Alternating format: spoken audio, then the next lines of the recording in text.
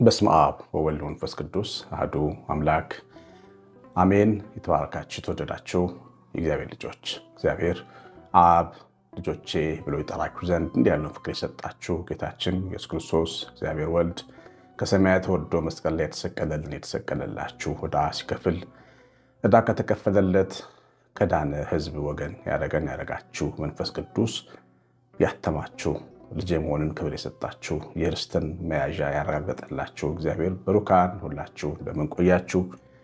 ሁሉን የሚችል አምላክ ጌታ መድኃኒት ኢየሱስ ክርስቶስ ከሰማይ አባቱ ከአብ ከሕያው መንፈሱ ጋር ለዘላለም በአንድነት በሦስትነቱ የተወደደ የተመሰገነ ይሁን። እግዚአብሔር ልጆች እንግዲህ ዛሬ የመጨረሻ ማሳሰቢያ ነው። አንድ ካህን እያገዝን ነበር። ሰሞኑን ሁለት እግራቸው በዲያቤቲክ ምክንያት ተቆርጦ ቤት የዋሉ ከዚህ በኋላ ወጥተው አይቀድሱም፣ ከዚህ በኋላ ወጥተው አይሯሯጡም። ካህን ደግሞ ኑሮ እግዚአብሔር ማገልገል ነው፣ ሌላ ስራ አይኖረውም እና እንደዚህ አይነት አባቶች ሲወድቁ አብረናቸው ሆነን ማገዝ በረከታቸውን መውሰድ ነውና እኚህን አባት እናግዛለን ብለን ሰሞኑን በጣም በጥሩ ሁኔታ ተባብራችኋል። ዛሬ መጨረሻ ማሳሰቢያ ነው። ያልተሳተፋችሁ ሰዎች በ9114138 ስልክ ላይ ያሳውቁን። እግዚአብሔር እናንተን ቤታችሁን ይባርክ። ተወዳጆች እግዚአብሔር ልጆች ስለ ጸሎት ሰዓታት ነው ዛሬ እንድንማር የወደድ ነው። ብዙዎቻችን ስለ ጸሎት ሁላችንም ግንዛቤ ያለን የምንጸልይባቸው ሰዓታት አሉን። ግን እጅግ ወሳኝ የሚባሉ ሰዓታት አበው የሰሩባቸው የሰለጠኑባቸውን ሰዓታት እኛም እንድናደርጋቸው እንድናያቸው ነው። ያው የእግዚአብሔር ቃል በዘፍጥረት መጽሐፍ ምዕራፍ 1:16 ላይ በሌሊት ይሰለጥኑ ዘንድ ጨረቃና ከዋክብት ሰራ ይላል። ከዋክብት በሌሊት ይሰለጥናሉ ማለት እንደምታውቁት ሰማይ ላይ ከዋክብትን የምናያቸው በሌሊት ነው። ጨረቃም ድምቀቷ የሚታየው በሌሊት ነው። የእግዚአብሔር ልጆችም እንዲሁ በእግዚአብሔር ፊት ሲቆሙ ድምቀታቸው የሚታየው በሌሊት ነው እና የመጀመሪያው ጸሎት ሰዓት ሌሊት የምናደርገው ጸሎት ሰዓት ነው። በተለይ ግማሽ ሚድናይት ላይ የምንጸልየው ጸሎት ነው። በዛ ሰዓት እግዚአብሔር ለሰዎች መዝሙር የሚሰጥበት ሰዓት ነው። ዳዊት በሌሊት መዝሙርን ይሰጣል ይላል። መዝሙር ማለት እግዚአብሔር ለሰው በድንቅ ቋንቋ የሚናገርበት ሰዓት፣ ፍቅሩን የሚገልጽበት ሰዓት ነው። ታውቃላችሁ የሰው ልጅ ሌሊት በትዳሩ የሚደሰትበት ሌሊት ነው አይደለም? ባልና ሚስቶች የሚደሰቱበት ሰዓት ነው። እግዚአብሔርና ሰው ያለን ግንኙነት እንደ ትዳር ነው። ስለዚህ ክርስቶስ ሚስቱን የሚናገርበት፣ ቤተክርስቲያንን የሚያጽናናበት፣ የሚያበረታበት፣ ጥበብን የሚሰጥበት ሰዓት ነው ሌሊት። ስለዚህ ደግሞ ቤተክርስቲያን ደግሞ ራሷን ክርስቶስን የምታዳምጥበት ሰዓት መሆን አለበት። ያ ደግሞ ጸሎት የምናደርግበት ሰዓት ነው። እንግዲህ ይሄ ከበጎ ነገሩ አንጻር ስናየው ሌሊት 6 ሰዓት ስንጸልይ እግዚአብሔርና እኛ መንፈሳዊ ትስስር የምንፈጽምበት፣ አንድነት የምንፈጽምበት፣ የእግዚአብሔር ሐሳብ እንዲገባ ልባችን የሚከፈትበት ሰዓት ነው እና ደግሞ በሌሊት ልጆቹን እግዚአብሔር ይጎበኛል ይላል ዳዊት በመዝሙሩ። እግዚአብሔር በሌሊት ጎበኝኸኝ ይላል።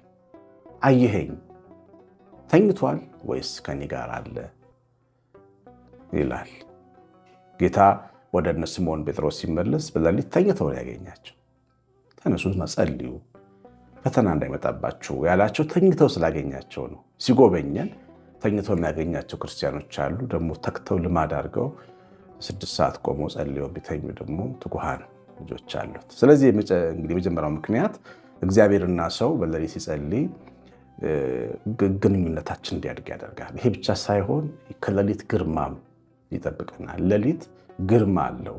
ዳዊት በመዝሙር 90 ላይ ከሌሊት ግርማ በቀጥር ከሚሄድ ጋኔን ይጠብቀናል ይላል። ስለ እግዚአብሔር ሲናገር ይጠብቀሃል ይላል። የሌሊት ጉርማ ምንድን ነው? በሌሊት አጋንንት ሰዎችን የሚዋጉበት፣ ሰዎችን አራዊት የሚያደርጉበት ሰዓት ነው። ይህን ለማረጋገጥ በሌሊት ከቤታችሁ መውጣት ብቻ ነው።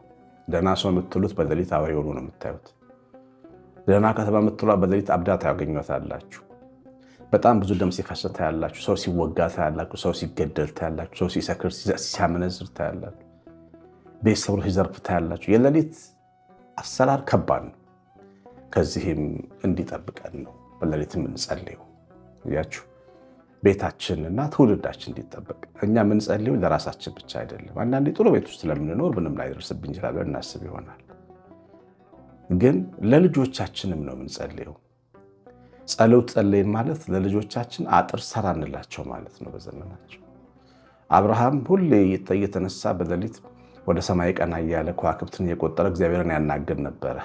ይስሐቅም እንዲህ ያደርግ ነበረ። ስለዚህም የይስሐቅ ደግሞ በረከት ለያዕቆብ ተርፏል። አልፎ ተርፎ የእነ አብርሃም ጸሎትና በረከት ለነ ዮሴፍ ተርፏል። ለዚህ ነው የቅዱሳን አባቶቻችን ጸሎታቸው በረከታቸው ይድረሰን የምንለው። የትናንቱ ትጋታቸው በረከት ይድረሰን እንደማለት ነው። እነዚሁ አባቶች በረከታቸው ለእኛ እንዲደርስ እንደምንመኝ ሁሉ እኛም ለልጆቻችን የምንተወው በረከት ነው ጸሎት። ይህን ማወቅ በደንብ ያስፈልጋል። ሌላው ሊነጋ ሲል የምንጸልየው ነው። ቀኑን የምንቀበልበት፣ ቀኑን የምንባርክበት፣ ለቀኑ ፀሐይ የምናወጣበት ነው።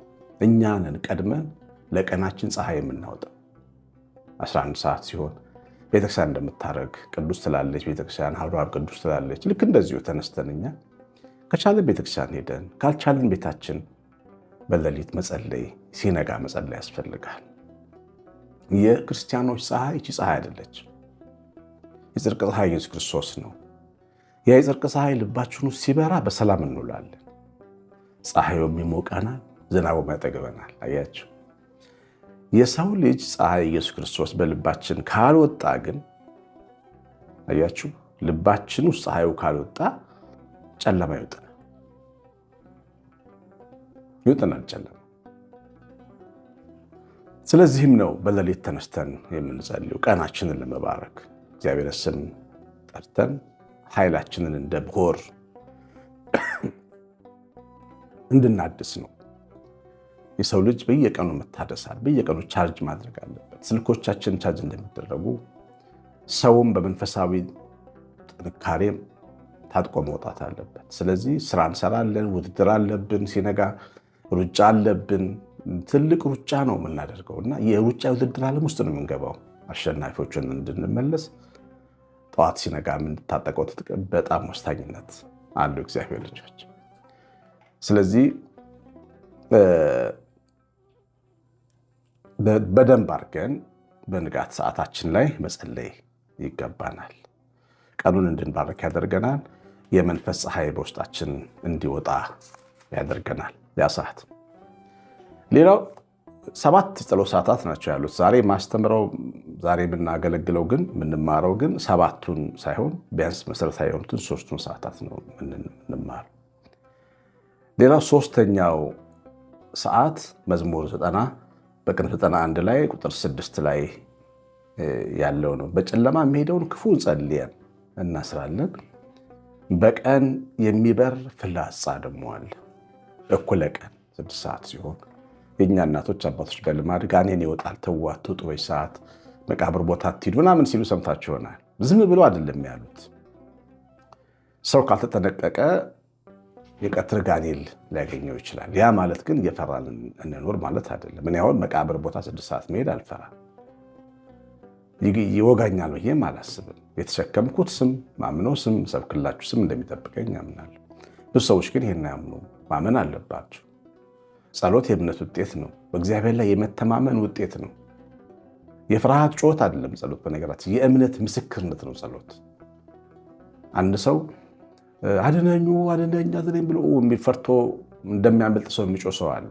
በእርግጥ ጸሎት እንደዛም ሊሆን ይችላል። ግን በዋናነት ግን ጸሎት የሚያድን አምላክ እንዳለን መመስከር ነው። ለጠላት መንገር ነው፣ ለራስ መንገር ነው። እግዚአብሔር ሁሉን ነገር ያውቃል። ነግረነው የሚረዳ አምላክ አይደለም። ግን ለራሳችንና ለጠላታችን የምንነግረው ነው። ስለዚህ ቀን ላይ ስንጸልይ የሚወረወር ፍላጻ ታጥፎ እንዲሄድ ያደርጋል። የሚወረወር ፍላጻ አጋንንታዊ ፍላጻዎች አሉ። እነዚህ ፍላጻዎች ናቸው አደጋ የሚሆኑት። መኪኖች አደጋ እንዲገጥማቸው ያደርጋሉ። እሳት ቤት በእሳት እንዲያያዝ ያደርጋሉ። ሰው በአደጋ እንዲወድቅ ያደርጋሉ። አደገኛ በሽታ እንዲይዘው ተጋላጭ እንዲሆን ያደርጋሉ። እነዚህ ፍላጻዎች ናቸው። ሰው አእምሮ ህመምተኛ እንዲሆን ያደርጋሉ። ጭንቀት እንዲይዘው ያደርጋሉ። ተናዳጅ እንዲሆን፣ ቁጡ እንዲሆን፣ ክፉ እንዲናገር ከልቡ በንዴት በቁጣ ይገፋፋሉ። ፍላጻዎቹ እንደዚህ ነው የሚሰሩት። በሰው ስነ ልቦና ስሜት ውስጥ ሐሳብ ያገባል ሰይጣን። በይሁዳ ልብም ሰይጣን ሐሳብ አገባ እንደሚል ሐሳብ ያገባል፣ ምክር ይሰጣል፣ ድምፅ ያሰማል። ለልብ ድምፅ ሲያሰማ ልብን ያሳምነዋል። ጠላትሽ ናት ይልሻል፣ እንድትቆጫ ያደርግሻል። ሁኔታን ከሁኔታ ጋር አገናኝቶ ያሳይሻል። ለቁጣሽ ምክንያት ይሰጥሻል። ለንዴትሽ፣ ለበቀልሽ፣ ለንዴት ለበቀል እሷ እኮ እንዲህ ስለምታደርግ ነው እንዲህ ሆነው ይልሃል። ያኔ እኛ እንቀጣጠላለን ማለት ነው። ፍላጻው በወጋን ጊዜ ሰዎችን መውጋት እንጀምራለን። ትዳራችን ላይ ጩኸት፣ አገራችን ላይ ጩኸት፣ ልጆቻችን ላይ ጩኸት፣ የሥራ ባልደረቦቻችን ላይ ጩኸት፣ ጭካኔያዊ እርምጃ መውሰድ እንድንጀምር ያደርገናል። እንዲህ አይነቱን ፈተናዎች የሚጠብቀን በቀን ስንጸልይ ጸሎታችን በደንብ ስንጸልይ ከሚወረወርብን በቀን ከሰለጠኑ አጋንንት አሰራር ይጠብቀናል። የኢየሱስ ክርስቶስ ስም የምንጠራው ስም ይጠብቀናል። ስሜን ጠርቷልና አድነዋለሁ፣ በእኔ ተማምኗልና አስጥለዋለሁ ያለው ቃል ይፈጸምልናል። እግዚአብሔር ልጆች እና ቀን መጸለይ በጣም ብዙ ጥቅም ነው ያለው። ቀን ደግሞ ታውቃላችሁ ሰው የሚወጣበት ሰዓት ነው። ሰው ከችግሩ ጋር ነው የሚወጣው፣ ከብዙ ሰይጣናዊ ሀሳቦቹ ጋር ነው የሚወጣው። ስለዚህ ከሰዎች የሚወረወሩ የሚመጡ ፈተናዎችን ሁሉ እንቋቋምበታለን ያን ኃይል። ያ ብቻ አይደለም፣ ከሰው የሚመጡ ጥሩና በጎ ነገሮችን ደግሞ አስፈለን እንቀበልበታለን። ይህ ማስተዋል መንፈስ ይሰጠናል ስንጸልይ። አያችሁ ማን የሚናገረው ነገር ምን እያለን እንደሆነ እንዲገባን ያደርገናል። እንዴ የሚገርማችሁ እኮ ክፉ ነገር ስለሰማን ብቻ የምንጎዳ መሰላችሁ እንዴ? በጎንም ነገር የምንሰማው ስለማናስወድ የምንጎዳው ይበልጣል። ስንቶች ናቸው እግዚአብሔርን ቃል ሰምተው የሚያስተውሉት ቢገባቸው? የጠቢባንን ቃል በጆሯቸው እየገባ አስተውለው የሚጠቀሙበት ጥቂቶች ናቸው። ብዙዎች አስተውሉት። ጨዋታን፣ ቀልድን፣ ተራ ወሬን እና ቁጣን የሚረዱትን ያክል ብዙ ሰዎች በጎና መልካም ቃልን አይረዱ። ስንጸልይ ግን እሱ እንድንረዳ ልባችንን ይከፍትልናል እግዚአብሔር። ጥቅሙ ብዙ ነው። በቀን ስንጸልይ ቀኑ ላይ ፀሐይ ይወጣል። ቀኑ ላይ የጥበብ መንፈስ ይወጣል። ቀኑ ላይ የብርታት ኃይል እናገኛለን። የትግላችን አሸናፊነት በውስጣችን ይመጣል። የውድድር ሰዓት ነው ብያችኋለሁና ውድድሩ ላይ አሸናፊዎች እንሆናለን። የመሸነፍ መንፈስ አይኖረንም። ብንወድቅም እንነሳለን እንላለን። ቢደክመንም እንበረታለን። ባይሳካም ይሳካል እንላለን። የመንፈስ ጉልበት እናገኛለን። ቢሳካም ብንበረታም ብንቆምም ደግሞ አንታበይም። የትህትና መንፈስ እናገኛለን። ይሄ ሁሉ ከእግዚአብሔር ጋር በመገናኘታችን የምንቀበለው የጸሎት በረከት ነው። እግዚአብሔር ልጆች እነዚህን ወሳኝ ሰዓታት ተለማመዷቸው። በልምምድ እንደሚመጣው አንዴ መቼም አይኮንም። እኔና አንድ አባ ነበረ ጓደኛዬና ገብረ መንፈስ ቅዱስ ቤተክርስቲያን ልናነግስ ሄደን ገድላቸውን ሰምተን በቃ ገብረ መንፈስ ቅዱስ መሆን አለብን ብለን ጸሎት ጀመርን። ሌሊት ይጸልዩ ያድራሉ ጻድቁ። እኛ እንደሳቸው ልንሆን ፈልገን ግን 20 ደቂቃ አልጸለይንም። እንቅልፍ ጥሎን ሄደ። በአንዴ አይኮንማ ገብረ መንፈስ ቅዱስን በአንዴ አይኮንማ ብርቱ ሰው ቀስ ተብሎ የተለመደ ለምሳሌ ከ3 ሰዓታት አንደኛውን መልመድ በቋሚነት ወይ 6 ሰዓቱን ወይ ሌሊት ሲነጋ ያለውን ወይም ደግሞ ቀን ላይ መጸለይን መልመድ ነው። ከዛ የበረታን ስመጣ አንዱን እንጨምራለን። በጣም የበረታን ስመጣ 3 እናደርጋለን። እየበረታን ስመጣ እንደ ዳዊት በቀን 7 እግዚአብሔር እናመሰግናለን።